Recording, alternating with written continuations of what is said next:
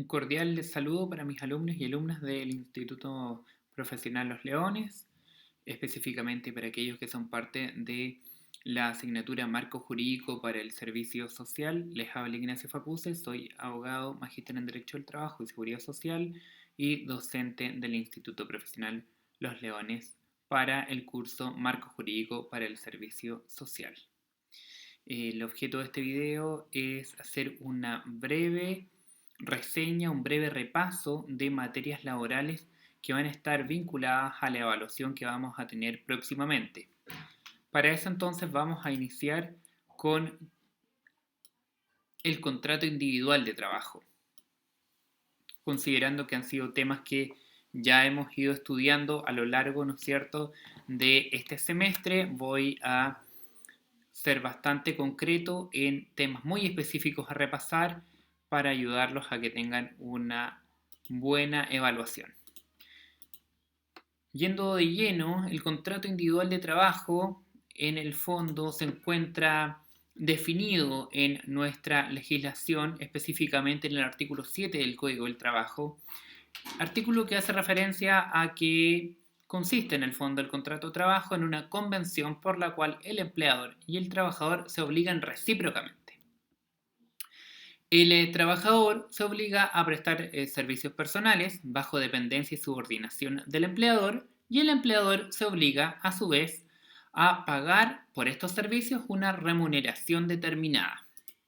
Las características del contrato de trabajo, primero que todo, es que es un contrato privado, es decir, rige relaciones jurídicas entre particulares, en este caso empleador y trabajador. Además, es un contrato de carácter consensual.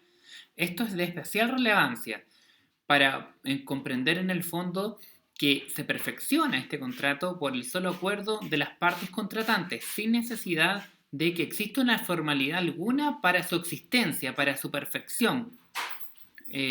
Además, es un contrato bilateral. Es bastante evidente esto, ¿no? Porque ambas partes quedan obligadas recíprocamente, como el mismo concepto que acabamos de mencionar lo indica. Razón por la cual, ¿no es cierto?, por la característica de su bilateralidad, no puede modificarse o dejarse sin efecto, ¿no es cierto?, sin el consentimiento de ambas partes. De todas maneras, vamos a ver una excepción más adelante que también la habíamos estudiado previamente en clase. El contrato de trabajo también se caracteriza por ser oneroso, ¿no? Tiene por objeto la utilidad de ambas partes, gravándose una en beneficio de la otra. Además, se caracteriza este contrato por ser de tracto sucesivo, es decir, su sujeción se prolonga en el tiempo, no agotándose con un solo acto. Los elementos del contrato individual de trabajo son, primero que todo, los sujetos de la relación laboral. Si nos damos cuenta, los elementos del contrato individual de trabajo los rescatamos también del propio artículo 7, que es quien define qué se entiende por contrato individual de trabajo.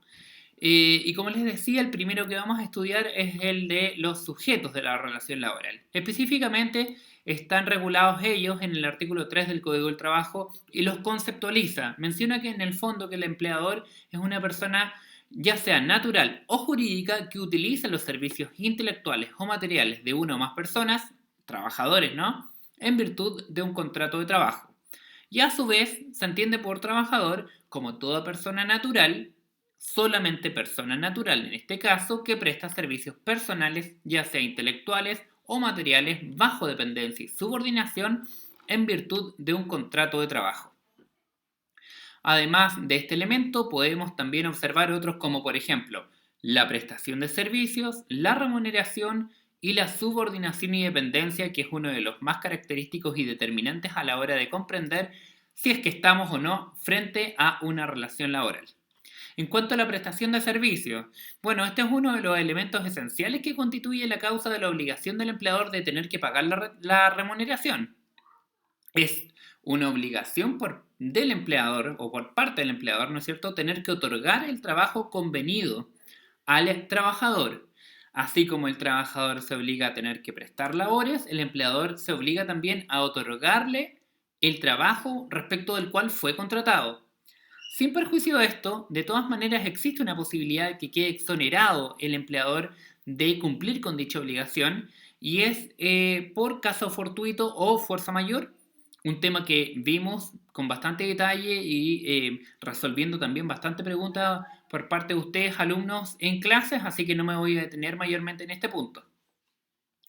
Como es de especial relevancia la prestación de servicio para o como elemento del contrato de trabajo, es que el artículo 10 del Código del Trabajo, que contempla cuáles son las cláusulas mínimas de un contrato, es decir, aquellas que no pueden faltar en un contrato de trabajo, la establece como tal, ¿no es cierto?, especialmente en el número 3 de dicho artículo. También es importante destacar que en razón del principio de la precisión y certeza de las funciones, la determinación de la naturaleza de los servicios implica establecer o consignar de forma clara y precisa el trabajo específico o los trabajos, ¿no?, respecto de los cuales fue contratado ese trabajador, para conocer de antemano las condiciones laborales por las cuales fue contratado. Contrapartida de la prestación del servicio es la remuneración por este factor retributivo. Así como yo presto labores, la contrapartida de estas labores son el pago de la remuneración o también llamada, ¿no es cierto?, salario, como consecuencia de la ejecución de los servicios prestados al empleador. Así también, otro de los elementos característicos, probablemente el más determinante respecto de la relación laboral, es la subordinación y dependencia. Sin perjuicio de la importancia que tiene este elemento del contrato de trabajo, no se encuentra definido en la ley. Pero sin perjuicio de esto, la doctrina y la jurisprudencia se ha hecho cargo de comprender qué se entiende por subordinación y dependencia. Y también, por supuesto, la práctica. Podemos observar manifestaciones de la existencia de subordinación o dependencia en el vínculo laboral, como por ejemplo la prestación de servicios personales, ¿no es cierto?, expresado tal vez también en el cumplimiento de un horario diario o un horario semanal, o en el fondo cumplimientos de jornada, ¿no?, o asistencia presencial, o por otras vías como actualmente se da para con el empleador, o distribuciones de jornadas distintas, porque ya vamos a ver también que existen muchas y muy diversas formas en las cuales se puede pactar una jornada de trabajo.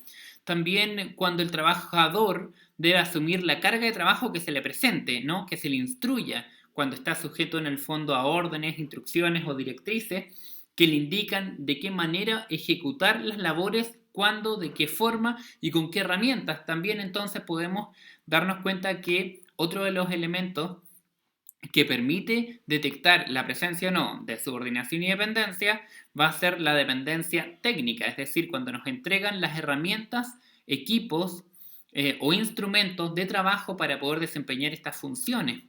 Incluso pueden ser dependencias administrativas, ¿no? Todos estos elementos nos van dando a entender de que existe la manifestación, ¿no es cierto?, de una subordinación y dependencia. Se manifiesta, queda en evidencia.